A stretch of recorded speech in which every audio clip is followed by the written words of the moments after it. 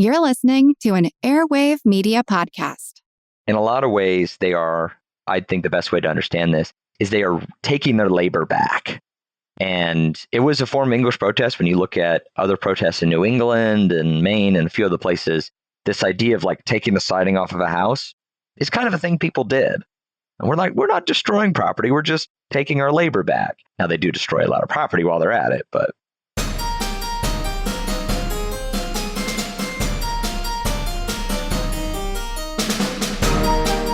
Hello, and welcome to episode 419 of Ben Franklin's World, the podcast dedicated to helping you learn more about how the people and events of our early American past have shaped the present-day world we live in.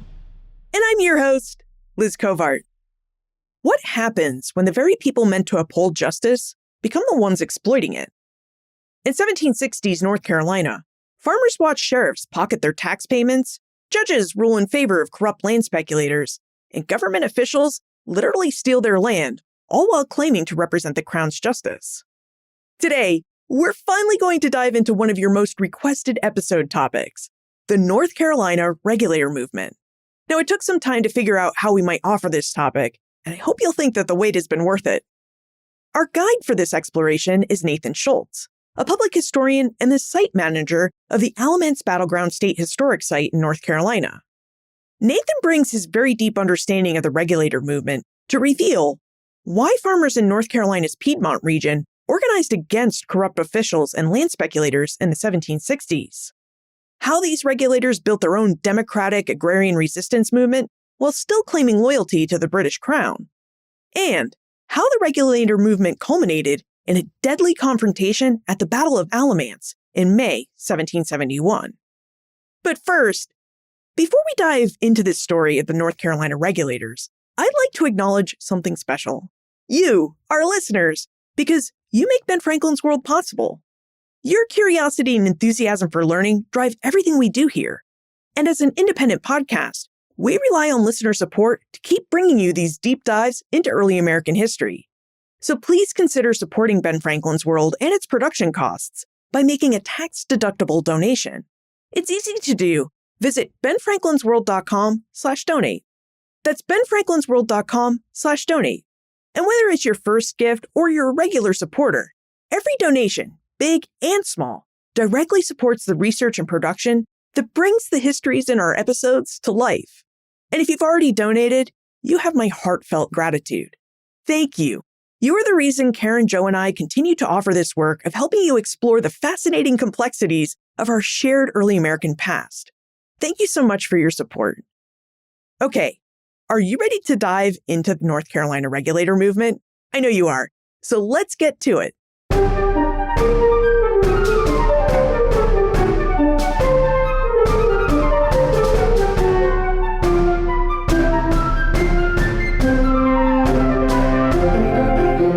Joining us is a public historian and the site manager for the Alamance Battleground, a North Carolina state historic site. He focuses on early American history, and he has worked extensively in living history interpretation, a field in which he's known as an ox-driving specialist. Welcome to Ben Franklin's World, Nathan Schultz. Thanks so much for having me. Well, this is going to be a fascinating conversation because we're finally going to talk about the North Carolina Regulator Movement. I've heard you. I know you've been waiting for this episode. And Nathan, you're the site manager of the Alamance Battleground, which is where the movement ended in 1771. So before we dive into the details of the regulator movement and this battle specifically, would you give us an overview of the context for this movement? Of course. So the regulator movement was this movement within central North Carolina as a pre-revolutionary movement by North Carolina farmers to seek reforms to their colonial government. They'll seek these reforms in very specific ways. They're suffering under abuses of local corruption, disputing unfair taxation, lack of hard currency is a big deal, issues of a non-responsive government, and eventually, as the movement and everything happens, escalates, eventually into full-scale, pretty much rebellion. The movement is really fascinating and amazing in a lot of ways, how it's a self-organized, pretty democratic movement of working-class people. There's no real elite involvement in the leadership of the regulation, so it makes it special in that way. The movement, though, with its lawsuits, petitions, elections even, trying to express political power, we're not being able to get anywhere with that. Eventually, on May 16th of 1771, where over 2,000 regulators, 1,000 Tryon's militia face off here at Alamance Battleground, where Governor Tryon brutally, really brutally, suppresses the insurrection. You mentioned that the regulator movement was centered in central North Carolina, the Piedmont region of North Carolina. Would you help us place this Piedmont region on our mental maps of North Carolina? Where exactly are we talking about as we think about this region?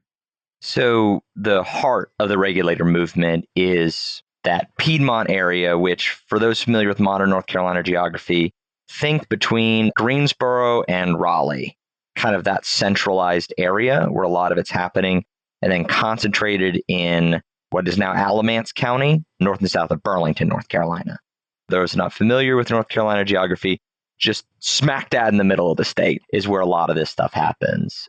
That's where a lot of the regulator leaders are from, where the Battle of Alamance is fought, but there's regulator sympathies and events that go across the entire state or colony at the time, from New Bern all the way west towards Bethabara and the Moravian settlements. Now, if we think about the settlement of colonial British North America, the first colonists typically established footholds on the seacoast, so along the eastern seaboard of North America. And then as more and more people moved into the colony, settlements expanded westward. Was this the pattern of settlement in early North Carolina as well, or was this region settled differently? Not really. There is that early settlement on the coast where they try to establish, larger plantations and try to participate in exportation. But North Carolina lacks a critical thing that affects its economic development, which is large navigable rivers. Virginia, as a particular case, has large navigable rivers that go deep into the state or colony at the time. North Carolina doesn't have those. So when we get to the 1750s and 1760s, when settlement in Piedmont, central North Carolina, really picks up, it's almost all immigration coming down the Great Wagon Road from Pennsylvania and New Jersey. It's an internal migration as opposed to from the coast west. And a lot of the people who will later form the core of the regulation are immigrating from New Jersey, Pennsylvania, and some overseas as well. Without those big rivers, central North Carolinians' ties to Great Britain in the Atlantic must have been a bit different from other people, even within their own colony. Because, like you said, if we think of Virginia, there's the James and the York rivers, to name just two of the significant rivers that take people from inland Virginia out into the seacoast. Or if we think about the Susquehanna River that goes from New York State through Pennsylvania and Maryland, or even just the Mohawk and Hudson rivers in New York State, early Americans who lived in the interior were able to trade by these rivers because they could easily ship their goods from their western settlements to the coast, and then their goods would go out around the Atlantic Ocean and be shipped to the Caribbean or back to England. And scholars have pointed out that this transshipment was also important because it meant that English goods and news made their way into Western settlements by these same rivers. And historians of material culture, or the things of the past, note that it was this connection with Atlantic trade that helped colonists feel English and feel British, even though they may have lived in Virginia or New York or Maryland. So what did it mean for people who lived in central North Carolina to not have this easy coastal connection with the seacoast and its imperial trade? It's a few things. It means that they want to participate in that system. The regulators will talk about participating in this larger economic things. And I'll say that they never at any point start saying that they're not English. The regulators throughout the entire movement will proclaim themselves as Englishmen and royal subjects of the king and loyal subjects to the king. It's more of just, it spawns this case where people are thinking more independently amongst their local communities. It's kind of an atomized view, kind of around religion and around churches. So when we read the regulators, they talk about, there's the New Jersey settlements, there's the Quaker settlements, there are these specific areas that are these more insular communities. They want to participate in other trade and gain access to things, but these Eastern elites are preventing them. As an example of the trade issues, the Moravians, the large, very interesting group that settled in West North Carolina, Winston-Salem, that sort of area, they're actually shipping all their products to Charleston instead of eastward because of rivers, because of a variety of other trade reasons. When it gets later on with Governor Tryon trying to increase the prestige and wealth of the colony, this sort of lesser economic development plays a role. So it sounds like there was a bit of a feeling of isolation among Western settlers, at least the sense that they felt isolated from North Carolinians who lived in the eastern part of the colony. But it also sounds like the people of central North Carolina weren't completely isolated, living on their own in central North Carolina, because they did have access to these inland trade routes that would have connected them to other colonies and port towns, which made it much easier to ship their goods to the Atlantic seaboard than it would have been if they had just tried to ship their goods from western North Carolina or central North Carolina to eastern North Carolina.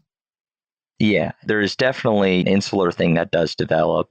But at the same time, they are viewing themselves as equal participants. At least they want themselves to be equal participants in the colonial government. And it's an important thing if we're talking the government of North Carolina. It's a royal colony. So there is a royal governor appointed by the king and an assembly that was elected by men who owned at least 80 acres of land who would elect these representatives. Effectively, the legislature, I would use the word gerrymandered, the districts. So all the regulator controlled areas and all these kind of freehold farmers, these white freehold farmers, which makes up the regulators, were only all in one district, not in many others. And they wanted to be represented, but they wouldn't let them. I'd like for us to put a temporary pin in our discussion of North Carolina as a royal colony because, like you, Nathan, as I was preparing for our conversation today, I went back to Mary Elaine Cars's book, Breaking Loose Together, which is a really great book about the regulator movement. And one of the ideas that Cars asserts is that land was also at the center of the regulator movement. And it was those struggles with land, the controversies over land, that actually predate North Carolina as a royal colony and go back to when North Carolina was a proprietary colony, that it was owned by particular individuals. So would you tell us about the founding of North Carolina by the English and how it worked as a proprietary colony? Who were the proprietors of North Carolina?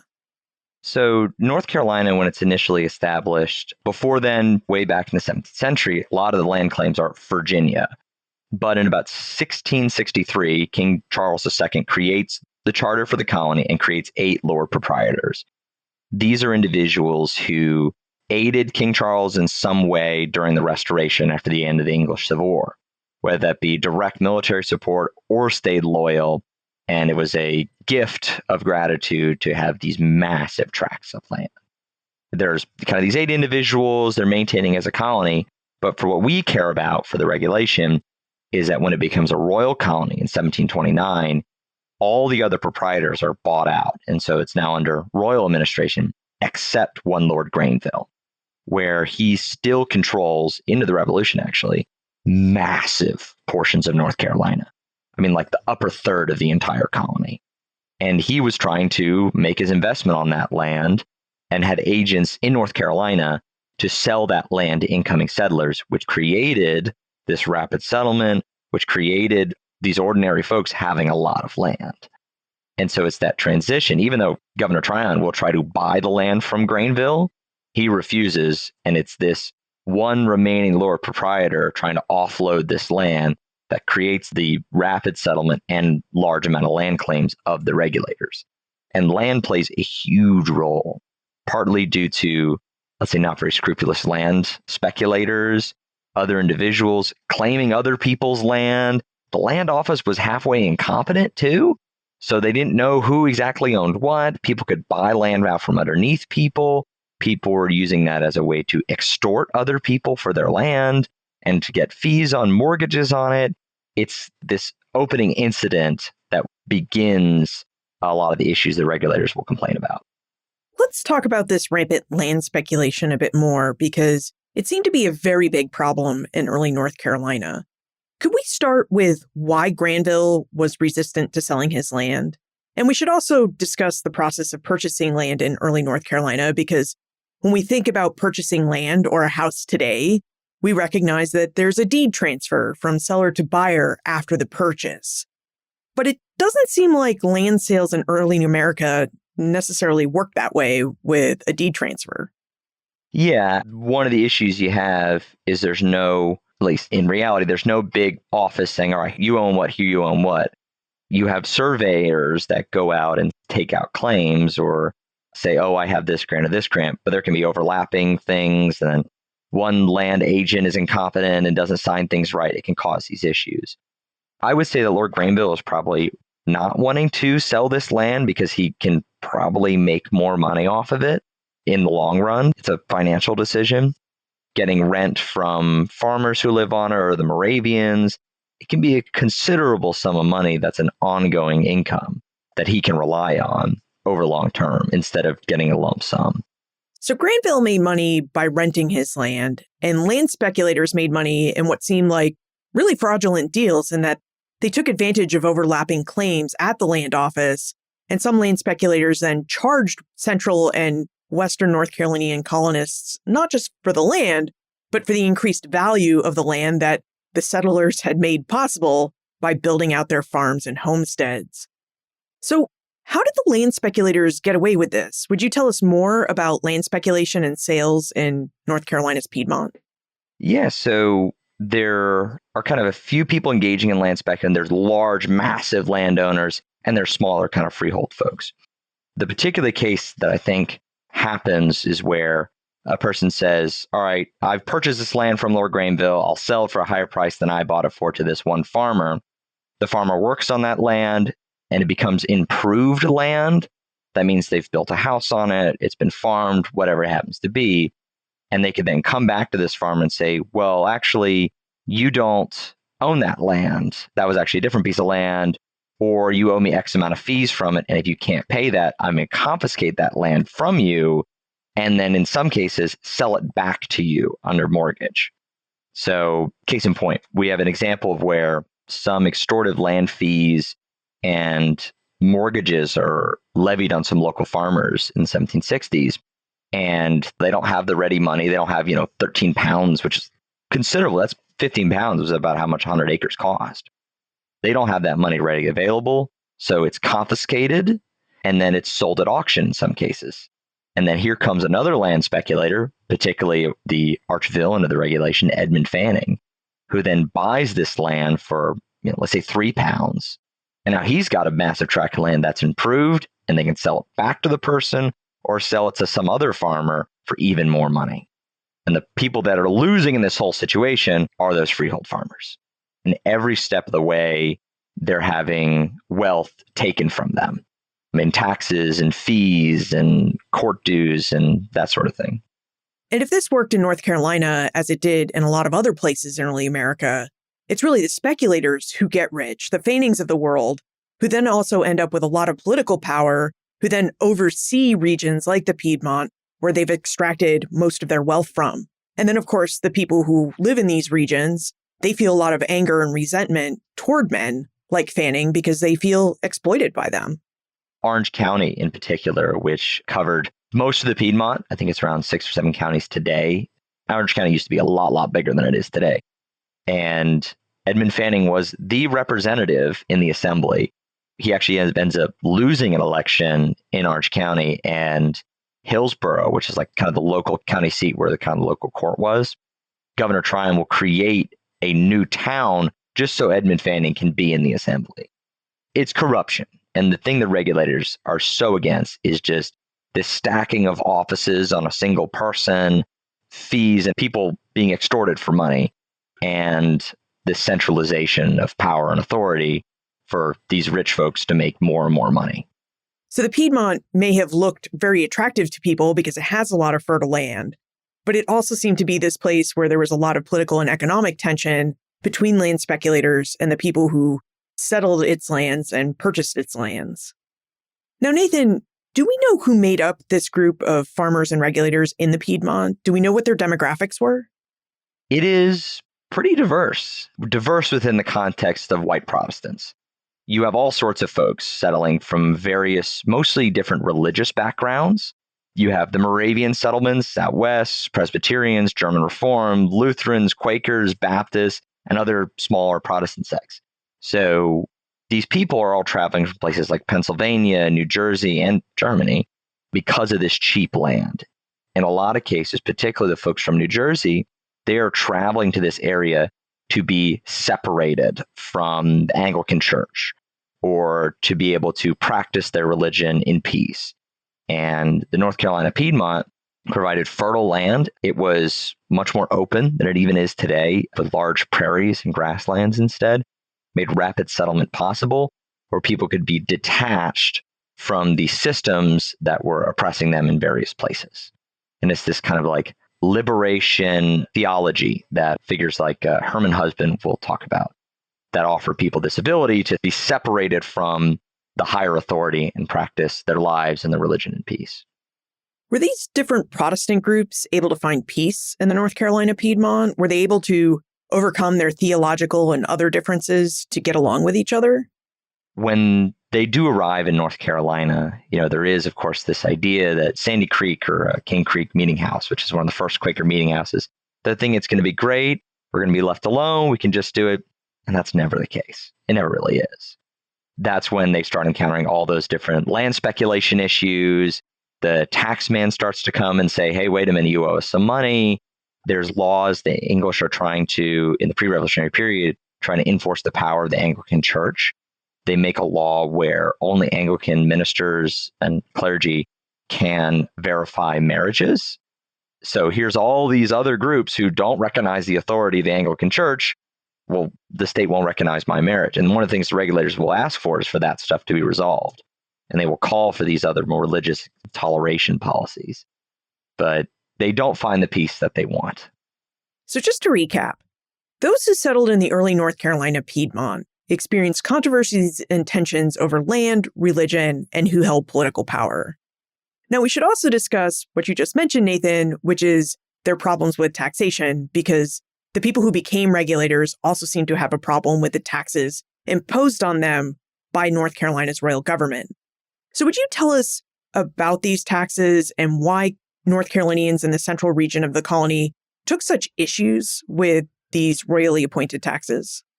So often how in the colonial period taxes worked, it was mainly through importation and exportation. But in this time period, there also existed levy taxes, usually for specific construction of things or for armies or stuff like that. For Governor Tryon, he levied a tax on the colony for the construction of Tryon's Palace, which is what we call it today, a big government building to raise the prestige of the colony. And the regulators, this is the odd part, they have no problem about paying taxes. They will say over and over again that we are fine with paying taxes. Our issue is how we physically pay the taxes. In 1763, there's the Currency Act enforced in the southern colonies. It meant that these taxes had to be paid with hard currency, specie, silver, pound sterling, if you will. And it meant that these farmers, who their economy did not work off of hard currency, it meant that they just simply could not pay their taxes. You got cases where guys would say to the taxman who comes, or actually you'd go to the taxman and say, well, I can't pay my tax. I'm going to borrow some money from a friend. The taxman would literally pocket the money and embezzle it. Come back to you and say, hey, you owe us some more money. Well, I thought I already paid that. Extorts you again for that amount of money. And you could have situations where a farmer could have hundreds of acres of wheat, which they were growing a lot of wheat, and lots of storage of this product and say, well, I can't pay taxes. And in the eastern part of the colony, there existed warehouses where people could pay their taxes with commodities. It's like tobacco warehouses in Virginia. There did not exist one in the West, and the assembly actively resist that because if somebody doesn't pay their taxes, their movable property can get confiscated by the government. It can then get confiscated, auctioned off, and sold at bottom dollar, which could eventually include their land. And when people like Edmund Fanning and these other local elites can make a lot of money off this extraction. Wow. There was a lot of corruption going on in 18th century North Carolina's Piedmont. It's a lot going on. And this does bring us to about the period of 1768, which historians state is the beginning of the formal regulator movement. So Nathan, when and how did the people of the North Carolina Piedmont come together and try to do something about the land speculators, about the taxmen, and the exorbitant land prices that they thought were really unfair and needed to be resolved? When did the people of the Piedmont come together and who organized them? So it's a gradual process, and it kind of starts in about 1766. There's a guy named George Sims who publishes this thing called the Nutbush Address. It is a fascinating document. He is just speaking out on all the problems, lays out a lot of the stuff we just talked about. The corruption, talks about people who have left destitute, like they're at the mercy of their local communities because all their property and land's been stolen from them. And then kind of what slowly starts to happen is these things called regulator advertisements begin to get posted. What we call them today, regulator advertisements. Effectively, they are calls for the people to organize. Within the Quaker community or Baptist communities, particularly the Quakers, they were used to organizing and solving their problems in meetings, monthly meetings, annual meetings, weekly meetings to figure out their problems via consensus. August 1766, they publish an advertisement in local areas where they call for every neighborhood throughout the country to meet together and appoint one or more men to attend a general meeting the Monday before the next court goes in. The idea is they elect representatives democratically without the idea of the government, elect representatives that will meet together in a mill in like a mass meeting, like Second Great Awakening mass meetings, but about politics instead. With these meetings, they establish a general assembly of some variety. They establish committees for petitioning, for lawsuits. They create a mutual fund to help with legal defense and people being destitute. And it's just a democratic, agrarian, populist movement by the people to fix the problems that they're seeing. And they establish regular meetings. They have some sort of robust communication network. And they create this association that's first called the Sandy Creek Association. And then by 1768, gains that name, the Regulators. You just laid out that the people of the Piedmont established regular meetings, a general assembly, and different committees. It kind of sounds like they formed their own little government. Yeah, it's kind of insane. They actually self-proclaim, call themselves peasants, which is interesting. But yeah, they basically create a mini government within North Carolina to solve their problems kind of against this other government. Now, at the same time, in their petitions, they will say they have no problem with the form of government and that the government is fine, but we see a problem and we need to fix this. So they establish committees where they'll meet in meeting houses in like religious buildings to start this active, organized, and relatively peaceful resistance against this other government. So how did the regulators seek redress from the royal government of North Carolina? Did they petition the government like many did? Did they stage protests? How did they work to resolve their many problems?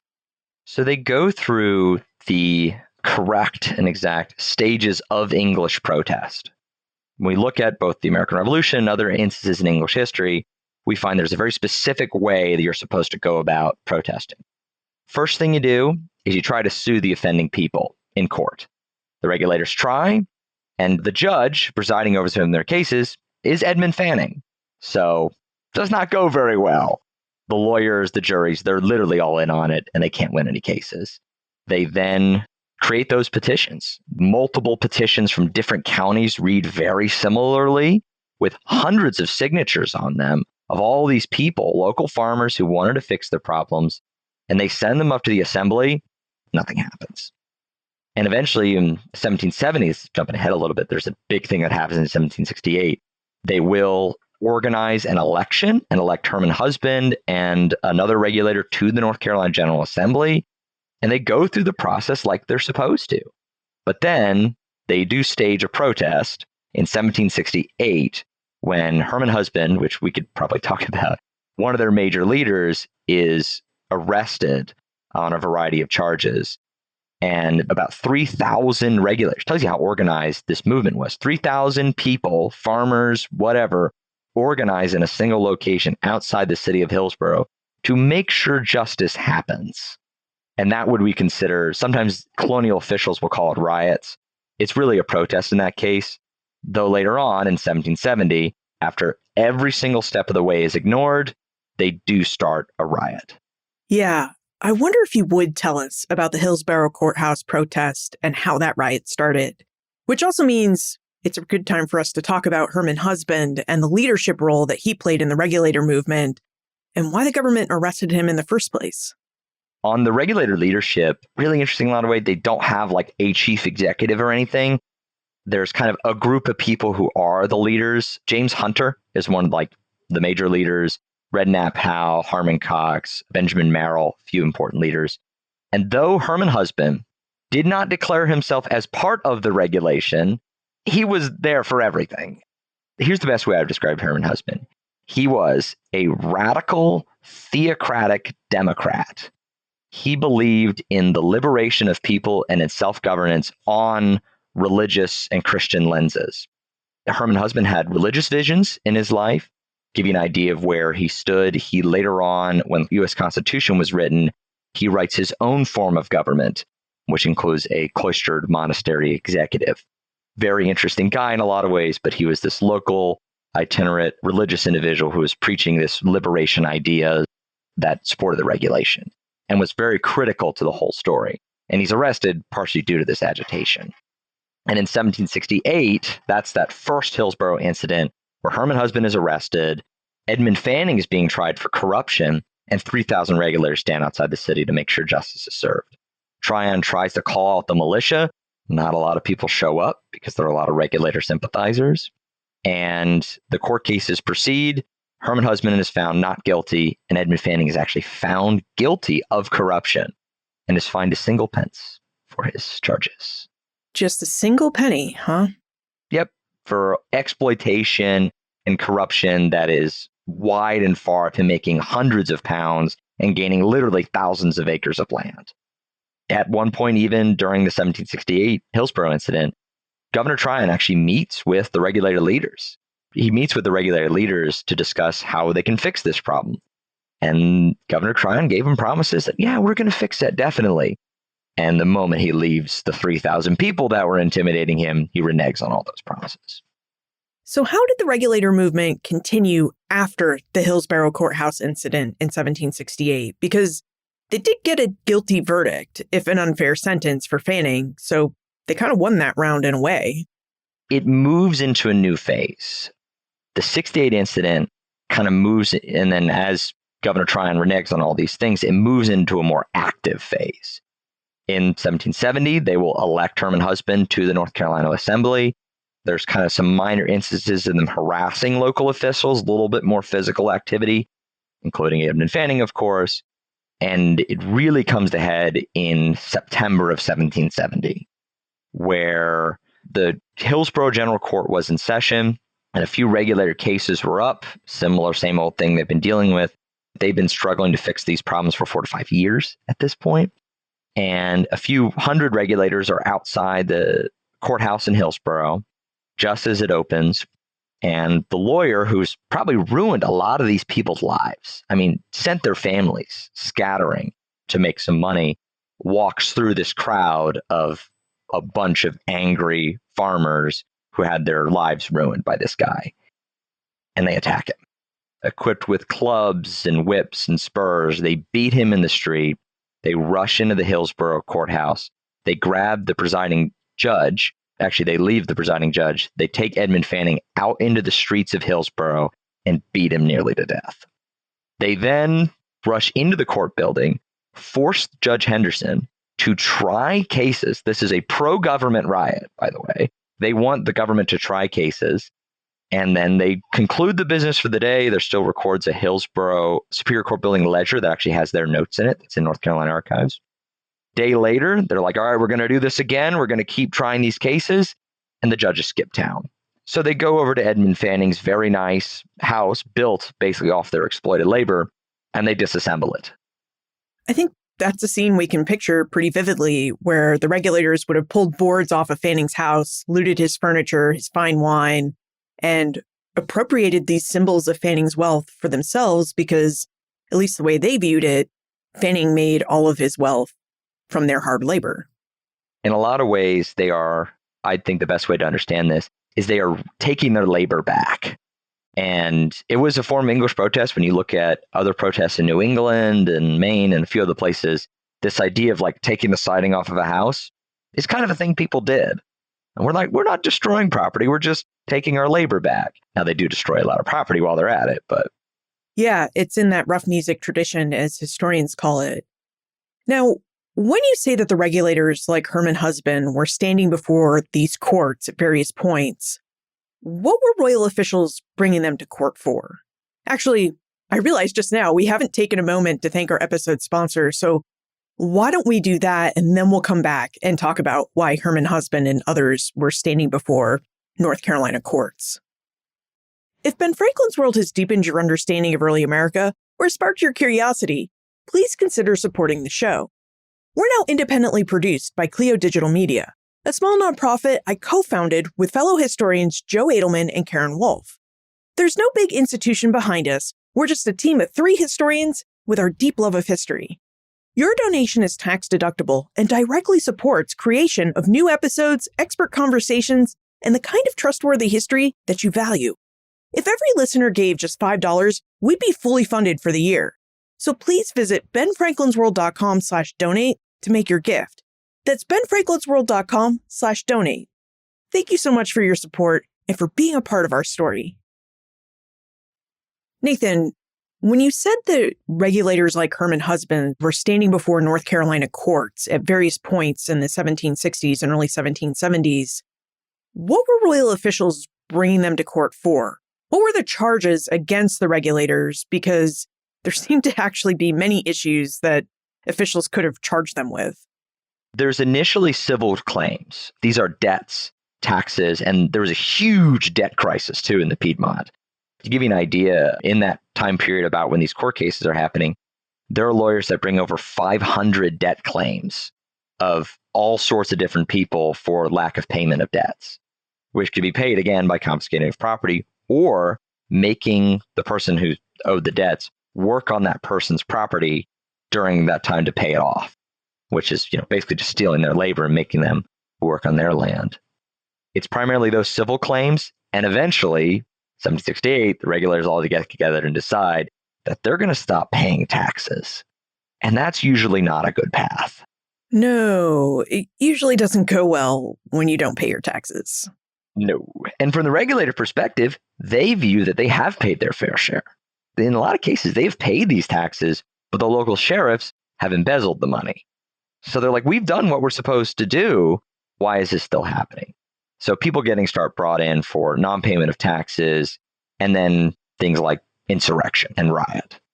Now, after the Hillsborough courthouse incident, where regulators nearly beat Edmund Fanning to death and then tore his house apart, Governor Tryon and the royal government of North Carolina passed something called the Riot Bill of 1771.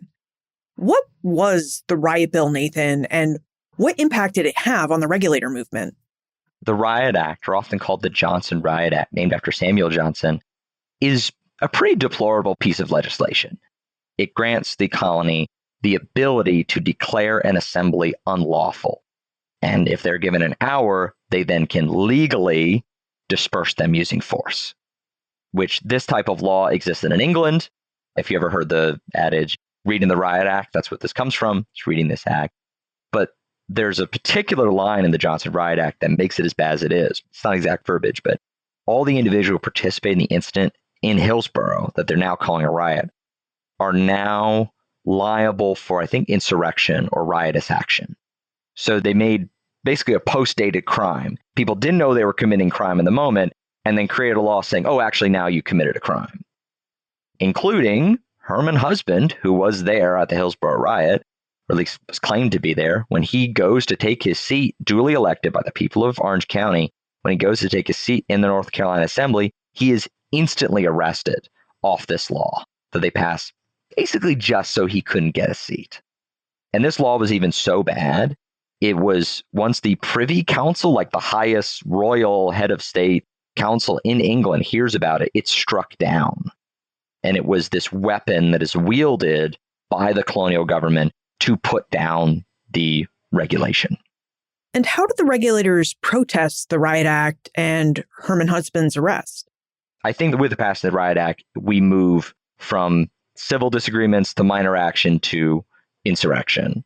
And that's kind of how they protest it. And that is in an English tradition of If rioting didn't work, if lawsuits didn't work, petitions didn't work, we're going to do a rebellion. And they start harassing a lot of other locals in the area, people who hadn't paid their debts or people who they thought had cheated them. I mean, these are ordinary folks trying to live their lives.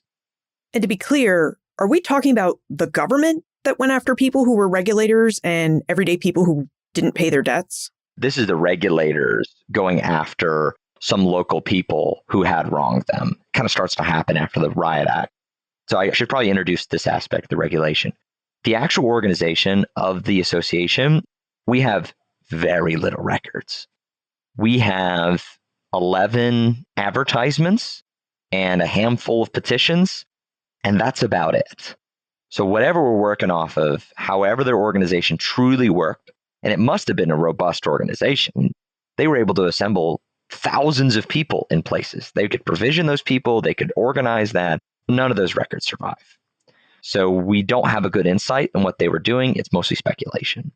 But I would say that after the passage of the Riot Act and also the ordering, the raising of a militia by Governor Tryon, that's when the regulators start organizing for military action.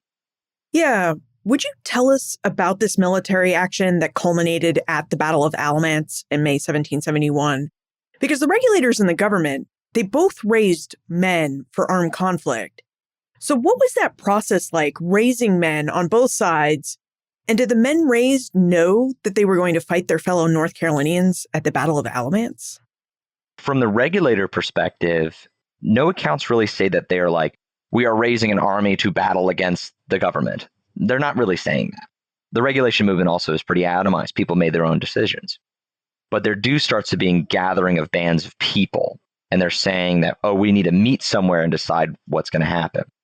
Now, for Governor Tryon, on the other hand, it is a highly organized, highly government organization of the militia of the colony of North Carolina. Except what he realized back in 68 is he couldn't just call out the militia. Now, everybody man was required to serve in this militia. Instead, he adopts something similar to the French Indian War of provincial service. He doesn't call it that, but it's you serve for a few months, you get some money, you get a big bounty, you get paid, and you get some brownie points with the government. So he recruits primarily in the eastern part of the colony. He also does a few things.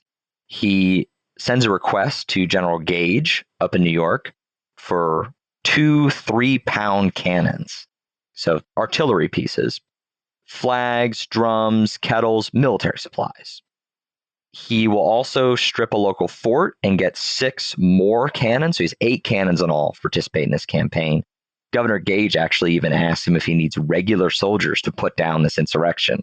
Then they start using words like insurrection, rebellion.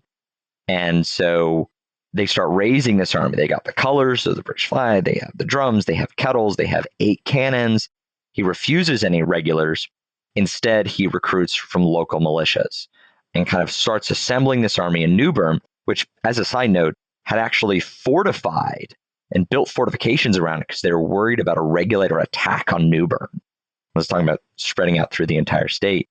And they begin marching west towards Hillsborough, gathering up more forces. And not everybody was for this. I mean, there were cases where they called out the militia. You're required to show up for militia duty. And they're like, all right, everybody step forward who wants to serve in this militia. Barely anybody stepped forward because some of them were regulator sympathizers. And I think what's also an important point to mention at this point is you have Governor Tryon, of course, the head of the government, but you also have all the other colonels, captains, and officers of this militia, and they are the elite of North Carolina, assemblymen, plantation owners, these sorts of people, which incidentally, a few years earlier, were the people protesting against the Stamp Act. Almost all the people who will join it with Governor Tryon and participate in this campaign are the revolutionaries of North Carolina.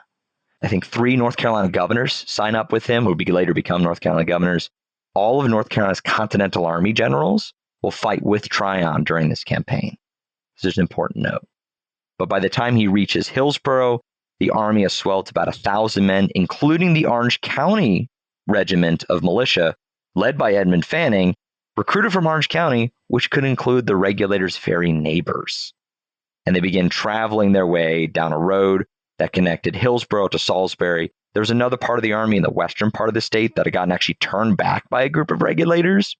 And they began marching down this road where along this road, they hear a body of 2,000 regulators had assembled for some reason. So we really don't know why the regulators were assembling at this moment or even what brought them to Alamance. Unfortunately, we don't. Maybe they were there to fight. Some guys definitely were. Maybe they were there to protest. They were at least there to force something from the governor. Regardless of what's going to happen, we're going to decide this issue. And Governor Tryon hears about this. They're encamped at the Alamance Creek, which is a few miles away from where the battle will take place. And the night before, there's constant riders going between each camp, trying to stop this from happening. The regulators, even the day before, managed to gather together again and write a petition. This army, or not really army, this collection of regulators, writes a final petition to Governor Tryon saying, we don't want anything bad to happen. We are loyal subjects of the king. We want to prevent this violence. But they also end by saying that the lives of His Majesty's subjects are not toys to be trifled with. So by the time we get to May 1771, the regulators clearly felt that they had done everything by the book in terms of trying to properly rectify and seek redress for their corruption problems. And this last gathering at Alamance, this was really a point of last resort. Pretty much, yeah. For some of these people, their lives were getting ruined. I mean, their families were destitute. They were horribly in debt. And yeah, they're desperate. Their actions illustrates that. They try every possible chance to prevent a battle or an effusion of blood from happening. Now, the night before the Battle of Alamance, riders went back and forth trying to negotiate a solution to this impasse. And because we live in the 21st century and we have the advantage of hindsight, we know that the Battle of Alamance happened anyway. So they clearly weren't able to come to any sort of resolution. Nathan, now that we're at May 16, 1771, what happened at the Battle of Alamance? On the morning of May 16th, Governor Tryon's army of 1,000 men launches out from their camp and begins marching down the road. When they get about a half mile or about a mile away, they send the sheriff of Orange County and another aide-de-camp to Tryon ahead of the army to this assembly of regulators. And you got to imagine this. This is down a road, and there's just 2,000 people standing there, and two guys ride up. This guy rides up in front of them, pulls out a letter from Governor Tryon, which constitutes the riot act. It says, disperse, give up your leaders, you are in rebellion against the crown, surrender now and prevent a great effusion of blood, which means they have 1 hour. Imagine standing in front of 2,000 people. Two people are telling you, we're going to force you to disperse, and there's going to be something that's about to happen. And the regulators are incensed by this. They actually start yelling back, battle, battle, let it happen now. They start jeering at this guy as he goes around and reads it to bodies of regulators, which is what the quotations say. And he travels back to Tryon's army. And about 15 minutes later, this all happens about 11 o'clock is when they read the riot act. A body of 1,000 men lined up in a line, 500 men in the first line, about 250 men wide, arrives on a hill opposing another hill, which is where the regulators were, lines 6 cannons in the center of the road, lies 2 cannons on the side pointing inwards, and they stand there and wait for an hour. These two sides, the regulators finally face to face with the government, will go walk in front of the cannons loaded with grape shot and dare them to fire. They'll bare their chests at them. They'll wave their hats at them.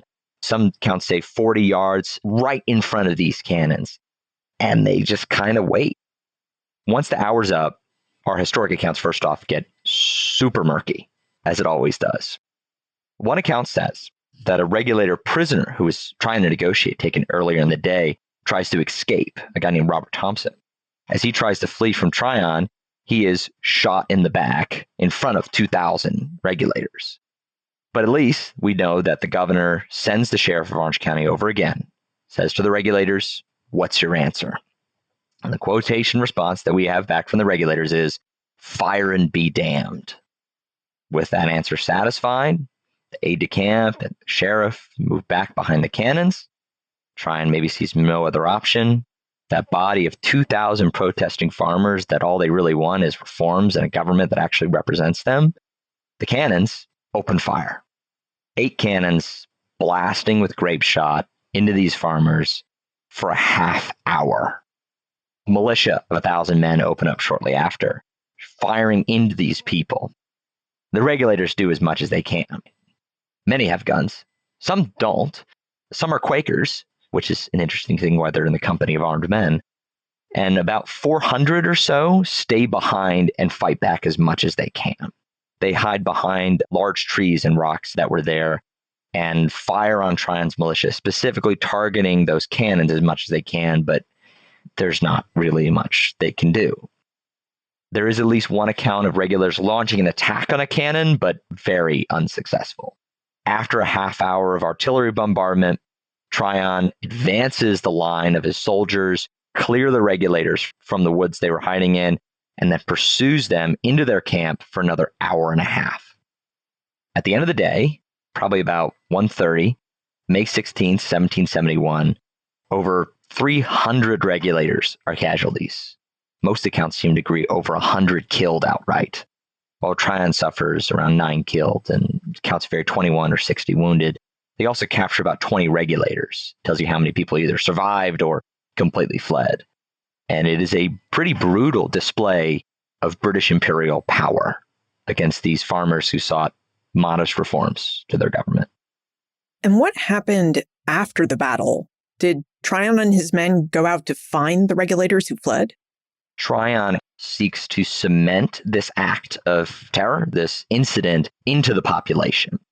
One of the first things he does is when they go back to the camp, they take one of the regulator prisoners, a guy named James Few, or Pew, there's some disagreement on it, but at least most accounts say James Few. A new father, a local gunsmith, carpenter, takes him in front of the army, and they hang him. They execute him. They then call out for all regulators to come to them, surrender their guns, and sign oaths of allegiance to Tryon. While they do this, they travel into the heart of regulator-controlled area. They go to Herman Husband's house, and they take it over. They burn his house to the ground.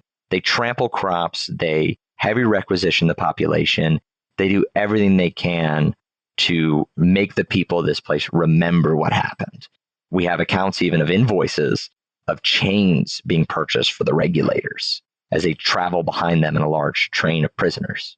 They burn down a few other houses, James Hunter's house, scattering all these leaders to the wind. And at least in a few cases, like Benjamin Merrill's case, Governor Tryon will take his family hostage, like his wife and kids, force Merrill to go hunt down their former leaders and to bring them back to him. And if he doesn't return, his family's forfeit. Benjamin Merrill does happen. They never find anybody and do report back to Tryon. And they eventually work their way all the way towards Bethabara and the Moravian settlements, making the population know the power of the government and the power of the British Empire. So when did the situation quiet down? Were the regulators afraid to come out? Did they disobey the oath that they took in exchange for their amnesty? The regulators will sign these oaths of allegiance en masse. Thousands and thousands of people. I mean, these were people at the end of the day just trying to live their lives. And so thousands and thousands of people sign these oaths of allegiance so they can keep living, basically, whether they be outlawed. And the final act of Tryon's campaign is he travels back to Hillsborough, where those escalating incidents happened, where he conducts a rapid trial of 12 regulator leaders, sentence all 12 of them to be executed. He commutes 6 of the sentences, but on a hill overlooking the town of Hillsborough, ordering especially for brush and trees to be cleared from that hill so everybody could see, they systematically execute 6 regulators. Well, this is a good place for us to jump into our segment 1776 in context, because we are in the midst of the 250th anniversary of the American Revolution. And we're wondering, Nathan, how did the regulator movement contribute to North Carolinians' thoughts and feelings about the American Revolution and its war for independence? It does not influence in the way that we hope it would. A long-held misunderstanding of the regulation is that it was the first battle of the Revolution, or that it led to the American Revolution. It didn't. The people who led the American Revolution literally were the people who gave the orders to fire on the regulators. the people who lead the revolution are the elites of North Carolina. And instead, when we get to the revolutionary period, North Carolina ends up being a hotbed of loyalists because the regulators stay loyal, for the most part, to the king. Now, there's variation between individuals and representatives and people, as some people who fought for the militia become loyalists and people who were regulators become patriots. But it seems like James Hunter later fights at the Battle of Moores Creek Bridge in 1776 against Richard Caswell, who was at the Battle of Alamance, against this new government because they don't have the protections of the king. Later on in 1781, when the Guilford Courthouse campaign happens, you got a hotbed of loyalist control within Alamance County, or Orange County then. There's a particular incident called Battle of Pyle's Defeat. A particular incident that happened in the Southern Campaign. John Pyle, of its namesake, was a former regulator. And it creates this hotbed of control. But the biggest thing why it doesn't affect the revolution as much is the regulators were either terrified of what it's like to resist that government, and also they fled. I mean, thousands of people just drop off the historic record. People flee out west. People flee to all sorts of places. James Few's brother becomes a founding father of the state of Georgia. Actually goes to the Continental Congress.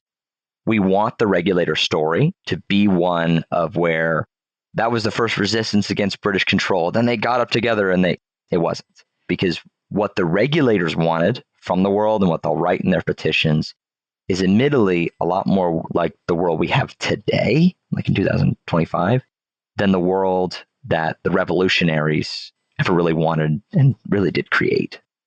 Well, Nathan, you've definitely piqued our curiosities about the regulator movement and the Alamance Battleground historic site. So I wonder, as a site manager for the Alamance Battleground State Historic Site in North Carolina, could you tell us how we could visit your historic site and whether you have any tips or tricks we might take advantage of during our visit? Absolutely. Alamance Battleground, North Carolina State Historic Site. We are south of Burlington, North Carolina, and we are open Tuesdays through Saturdays, 9 to 5. I would say the best time to probably visit is on Saturdays, where we have programming, and probably one of the best times to visit is the closest weekend to May 16th. This next year, it is May 17th, where we do an annual reenactment and program about the battle. And if you come here, we will talk to you about the regulation. And we also have an original 18th century log cabin on the thing that we talk about regular life. And it's, I think, a special place. It's a place where ordinary people, like the regulators, stood up against a tyrannical government, and it didn't end the way we wanted it to. Now, is Alamance a sprawling battlefield? Should we come prepared to walk a lot when we visit, or prepared to drive our cars around the battlefield? It is not that big. What is preserved within our state historic site today is we have a small walking trail and a small museum. The battle wasn't very big. The areas where Tryon pursues the army is not preserved, but that main incident is where it is. We also are in the middle of an archaeological project. We had some new information come out recently, and we're trying to figure out exactly where the battle happened, which is a process that we're working on now. Great. That's really helpful and exciting about your archaeology. If we have more questions about the North Carolina Regulator Movement or the Battle of Alamance, how can we get in contact with you? You can reach out through our website. If you look up Alamance Battleground, there's the State Historic Site website. You can also call and email us. You can email us at Alamance, which is ALAMANCE, at dncr.nc.gov. And you can contact us. We book school groups, we book other groups. And if you have any other information or want to know more about the regulation, please contact us. We're here to share this story with as many people as we can. And I'll place that really nice, memorable government email address in our show notes. Well, Nathan Schultz, thank you for joining us and for taking us through the North Carolina Regulator Movement. Thank you so much for having me. The North Carolina Regulator Movement offers us a compelling but sobering story about how ordinary people stood up to corruption and tyranny. The regulators weren't elite revolutionaries. They were farmers, craftsmen, and members of Protestant religious groups who simply wanted fair representation and honest government. Perhaps the most striking aspect of their story is how their story challenges our assumptions about the lead-up to the American Revolution. The very men who would later lead North Carolina's fight for independence were the same men who had ordered cannons to be fired upon the regulators at the Battle of Alamance. Now, although we have ample evidence to the contrary, Many people still discuss the regulator movement as a precursor to the American Revolution and its war for independence. But the evidence that we have tells a very different story.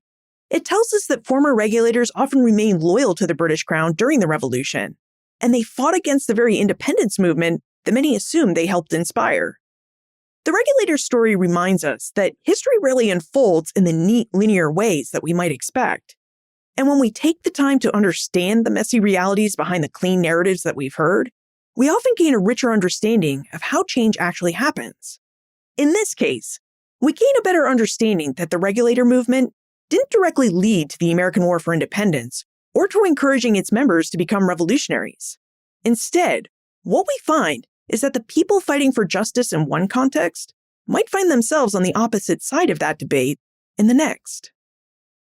You can find more information about Nathan, the Battle of Alamance State Historic Site, plus notes, links, and a transcript for everything we talked about today on the show notes page. benfranklinsworld.com/419. Friends tell friends about their favorite podcast. So if you enjoyed Ben Franklin's World and you really enjoyed this episode about the North Carolina regulators, please tell your friends and family about it. Production assistance for this podcast comes from Joseph Edelman, Karen Wolf, and Morgan McCullough. Breakmaster Cylinder composed our custom theme music. This podcast is part of the Airwave Media Podcast Network. To discover and listen to their other podcasts, visit airwavemedia.com. Finally, does your hometown or county have any forgotten resistance movements or conflicts like the regulator movement? I'm curious what your local histories hold, so please tell me about them. Liz at benfranklinsworld.com.